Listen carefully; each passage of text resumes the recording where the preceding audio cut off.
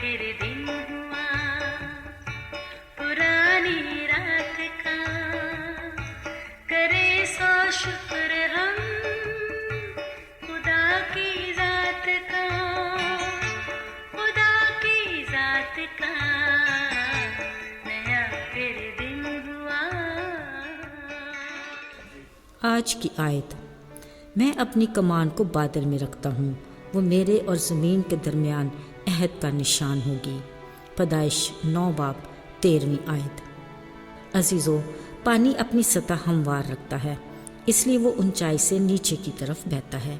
कुदरत खुदा की जब उसने ज़मीन के ऊपर फैले पानी को यकजा किया तो उसको दरियाओं समुद्रों तक महदूद करके एक हद मुकर्रर कर दी, जो आज तक अपने खालिक के हुक्म की पाबंद है।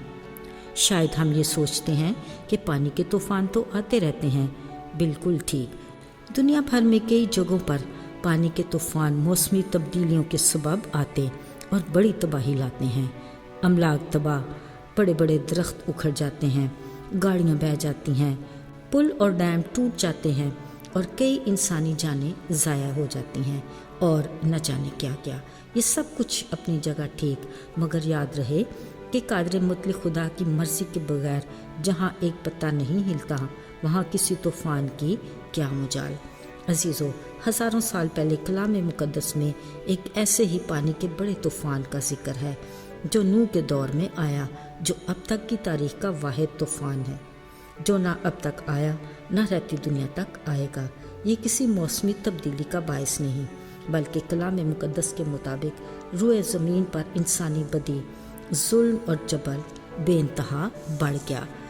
जिसने खुदा के कहर को दावत दी, उसका दिल इंसान को पैदा करने से मलूल हुआ।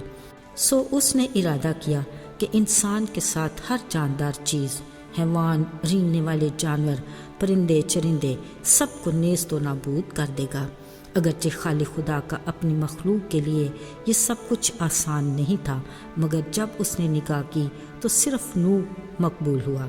लिहाजा उसे सारी मनसूबाबंदी के बाद नूह को इससे आगाह किया और एक पूरा डिज़ाइन देकर उसे गोबर की लकड़ी की कश्ती बनाने का हुक्म दिया।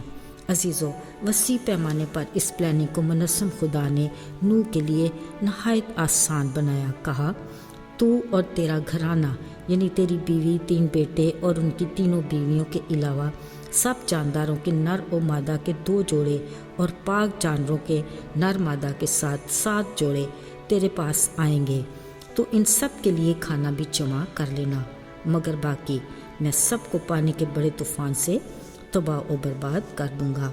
सो नूह ने वैसा ही किया जैसा खुदा ने उसे कहा था। अजीज़ों, नूह इस तैयारी के दौरान ज़रूर सोच कर खुदा का शुक्रिया अदा करता होगा कि खुदा ने उस पर और उसके घराने पर रहम किया। और फिर जब तैयारी मुकम्मल हुई, कलाम मुक़द्दस में लिखा है कि समंदर के सोते फूट निकले, आसमान की खिड़कियाँ खुल गईं और 40 दिन रात बारिश होती रही, यहाँ तक कि पानी पहाड़ की चोटियों से भी ऊपर जा पहुँचा। चारों तरफ पानी ही पानी। यूँ ज़मीन अपनी पहली हालत को जा पहुँची। अजीज़ों, फिर खुदा के मुकर्रर वक्त और हुक्म पर कश्ती का दरवाज़ा खुला और नूह और उसके घराने और जो कुछ कश्ती में था एक नई ज़िंदगी के साथ कश्ती से बाहर आया। नूह ने खुदा के लिए मस्बा बनाकर सोख्तनी कुर्बानियाँ गुजरानी। खुदा ने उसकी राहत अंगेज़ खुशबू लेकर उसकी शुक्रगुजारी को कबूल किया और उन्हें फिर से बरकत देकर कहा, फलो बढ़ो और ज़मीन को मामूर कर दो। इन सब के साथ खुदा ने सोचा, इंसान का दिल के ख्याल लड़कपन से ही बुरे हैं, सो मैं ज़मीन पर किसी जानदार को तबाह करने के लिए फिर कभी पानी का तूफ़ान नहीं लाऊंगा। लिहाजा उसने इंसान के साथ एक अहद बांधा और कहा, मैं इस अहद का निशान एक कमान की सूरत में बादलों में रखूँगा ताकि अपने अब्दी अहद को याद रखूँ। अजीज़ों, ये वही कौसे कज़ा है जो बारिश के बाद धूप निकलने पर 7 रंगों की कमान बनाते आसमान पर नमूदार होती है, तो इस बात का सबूत है कि रहीम और मेहरबान खुदा आज भी अपने अहद पर कायम है। अजीज़ों, वो तो अपनी ज़ात में बेमिसाल है, पर क्या बनी नौ इंसान ने इस बड़ी आफत से कुछ सीखा?